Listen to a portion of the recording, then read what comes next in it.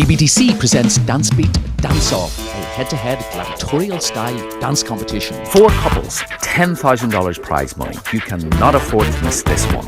Boston, Saturday the 15th of September, 2018. So we are ready to continue with our in-depth analysis of the Pro Latin at Manhattan Danceboard Championships 2018.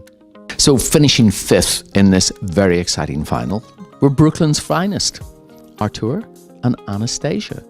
And they finished 5-5-6-6-5. Spill the beans.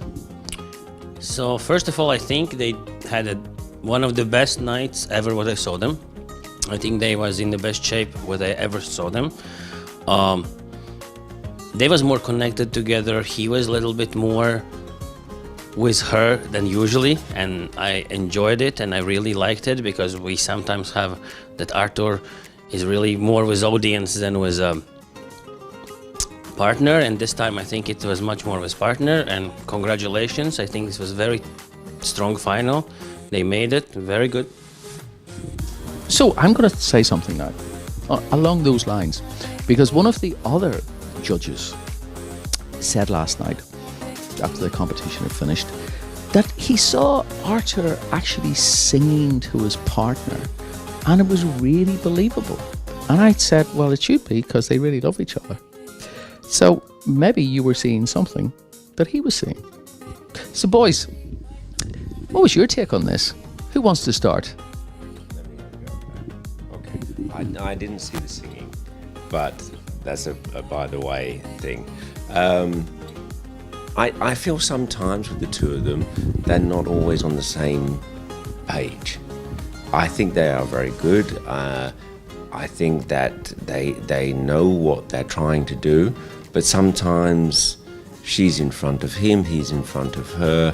I don't mean by a bar or anything like that, but just in dancing what they're doing at that moment. Sometimes I find he's in front of whatever he wants to do, and therefore it disturbs me a little bit when I see that. And I have to say as well, it disturbs me a little bit that sometimes he fails to have some form with his body. It's very flexible, and that's great, but sometimes when it's so flexible that the form gets lost, and then there's no foil. When there's no foil, she is left kind of wandering in the garden a little bit. Okay. You're nodding, Klaus. Are you agreeing with your Anglo-Danish friend there?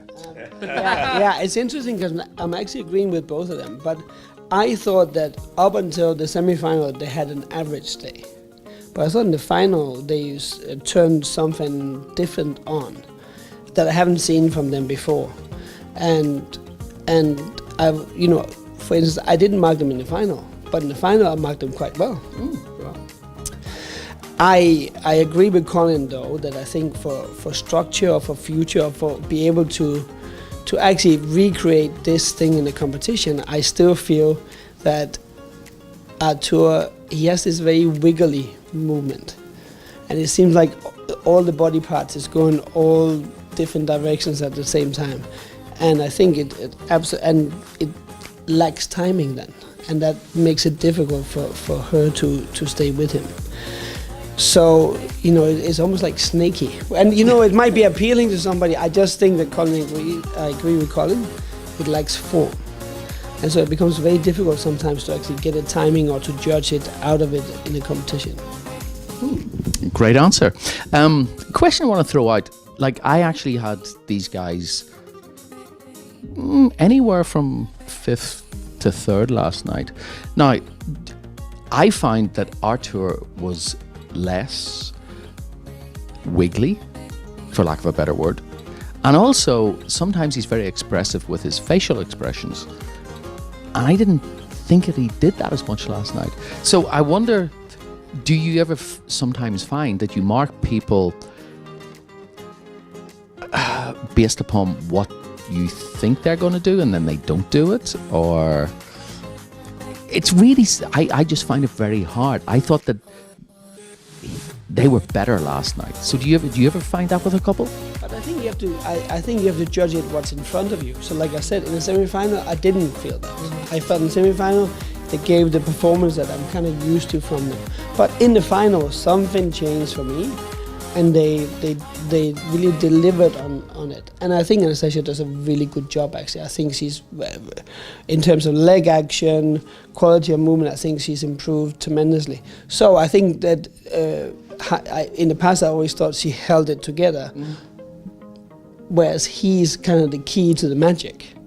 And last night, I thought, okay, in the final, he found something. Well, anybody want to add anything to that?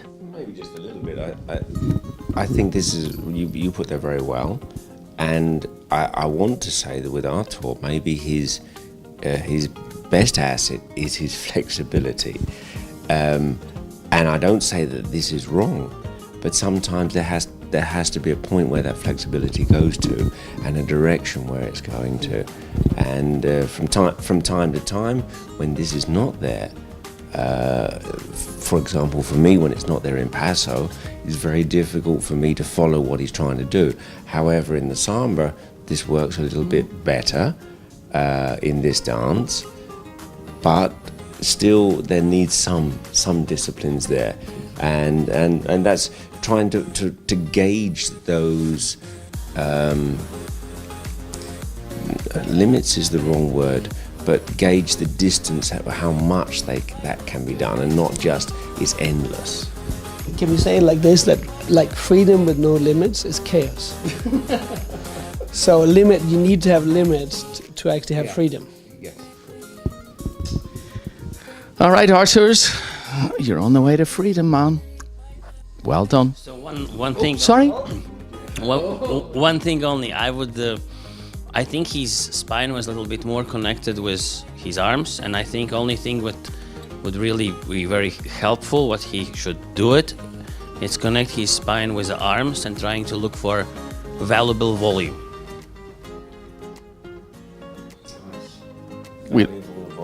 Valuable. Not empty, but full. Hey, Igers. If I can say it this way, English, I don't know. That's very good. That was. Yeah, you just closed that out really, really well. So Artur's valuable volume. That's what you're looking for, mate. All right, let's move on to fourth place. Don't go anywhere too far, because we are going to be back with more from the Pro Latin at the Manhattan Dance Championships 2018. See you soon.